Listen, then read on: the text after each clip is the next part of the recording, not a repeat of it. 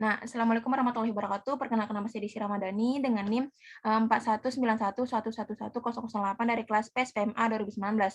Nah, di sini saya akan menjelaskan tentang hasil UTS saya, yaitu yang nomor 3, berikan model matematika suatu masalah program linier sebagai berikut. Selesaikan dengan metode 2 fase, dengan maksimum Z sama dengan X1 tambah 8X2, dengan kendala 3X1 tambah 2X2 lebih besar sama dengan 3, X1 tambah 4X2 lebih besar sama dengan 4, X1 tambah X2 lebih kecil sama dengan 5, di mana X1 dan X2 lebih besar daripada 0. Nah, kita tahu metode 2 fase ini dia memiliki 2 fase penyelesaian. Nah, di sini pertama kita ubah stak variabel dengan solver variabel dengan fungsi kendala. Maka bentuknya standar menjadi Z sama dengan 5X1 tambah 8X2. Dengan fungsi kendala 3X1 ditambah 2X2 dikurang S1 tambah A1 sama dengan 3. X1 tambah 4X2 dikurang S2 tambah A2 sama dengan 4, X1 tambah X2 tambah S3 sama dengan 5.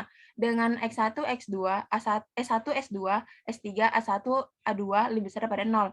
Nah, bisa juga kita buat nilai maksimumnya itu Z sama dengan 0x1 ditambah 0x2 ditambah 0S1 ditambah 0S2 ditambah 0S3 dikurang 1A1 ditambah 1A2.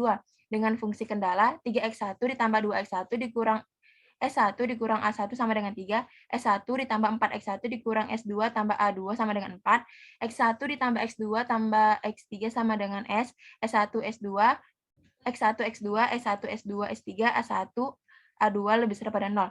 Nah, dengan fase yang pertama, kita dapat bahwa nih, kolom kuncinya itu di S2 dan baris kuncinya itu di A2. Maka kita dapat nilai Z-nya yaitu min 4x1 dikurang 6x2 ditambah S1 ditambah S2 sama dengan min 7. Atau Z sama dengan min 7 dikurang 4x1 dikurang 6x2 ditambah S1 ditambah S2. Nah, karena ini belum optimal, maka dilakukan iterasi kedua dengan membuat A1 sebagai kolom kunci dan membuat S1 sebagai baris kunci. Maaf, dengan membuat X1 sebagai kolom kunci dan A1 membuat sebagai baris kunci. Nah, dilakukan iterasi lagi sehingga dia optimal. Nah, karena semua aja lebih besar dari 0, maka nilai Z sama dengan 0, tidak ada faktor faktor buatan yang muncul di basis. Sehingga kita lanjut ke fase kedua. Nah, di mana fase kedua ini didapat nih S2 sebagai kolom kunci dan S1 sebagai baris kunci.